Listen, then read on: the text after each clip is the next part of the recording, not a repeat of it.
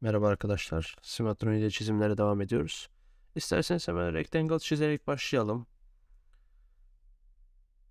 Hemen ölçülerimi giriyorum. 92'ye. Hemen bu tarafa da giriyorum. 24. Düzenliyorum. Circle'ım var. Ancak bunları slot yapmak için kullanacağız. Yani 2 slotum var. 4 tane circle çizeceğim. Hemen bunları ölçülerine girip çizgilerle birleştiriyorum.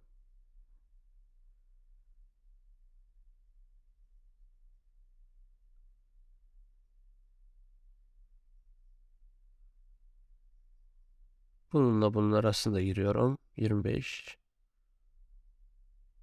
Ve burası da 8. Dediğim gibi çizgilerle birleştiriyorum. Daha sonra trimleyeceğim.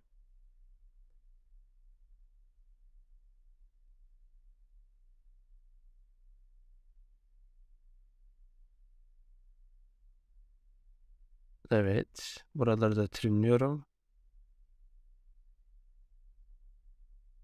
Şimdi Axis Sketcher, New Extrude. Kalınlığımızı verdik. Ve okeyledim. Ve sağ alt köşede bir boşaltmamız var. Onun için sketch açıyorum. Ve rectangle çiziyorum. Ama öncesinde referanslarımı vermem lazım. Rastgele olarak çizdim. Hemen ölçülerimi giriyorum.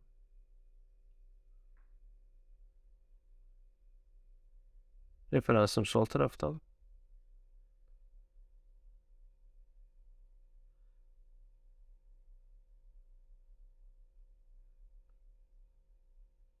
Ve bunu da burada köşede birleştiriyorum tam merkez olacak şekilde. Daha sonra iç taraflarını trimleyeceğim. Evet. Üzerinde 2 tane de circle'ımız var. Bir tanesi civata deliği olacak. Onları da yapalım. Ama öncesinde boşaltma işlemimizi bir gerçekleştirelim.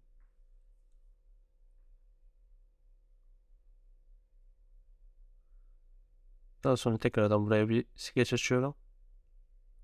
Dediğim gibi circle'ları çizeceğiz. Ama öncesinde referansımızı verelim. Ve tam merkeze yerleştirelim.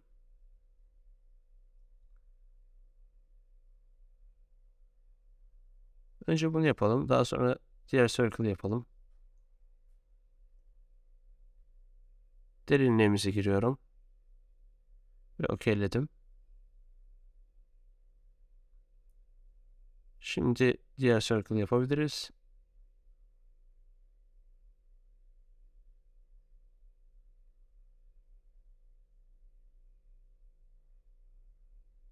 Bunu da rastgele yerleştirdim. Referanslarımı verip ölçülerimi ona göre gireceğim.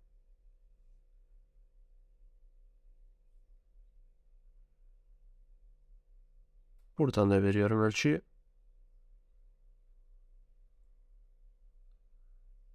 X'si geçir. Remove Extrude. Derinliğimizi giriyorum.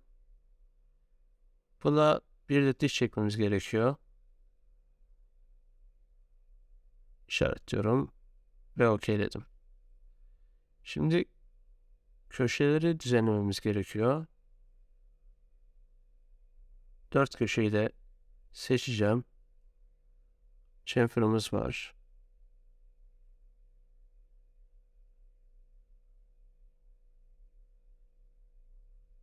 Ve son olarak burayı da seçiyorum.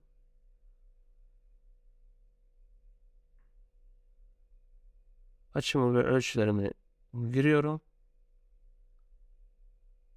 Evet. Ve çizimimizi tamamladık arkadaşlar. Umarım faydalı olmuştur. Bir sonraki çizimimizde görüşmek üzere. Kendinize iyi bakın.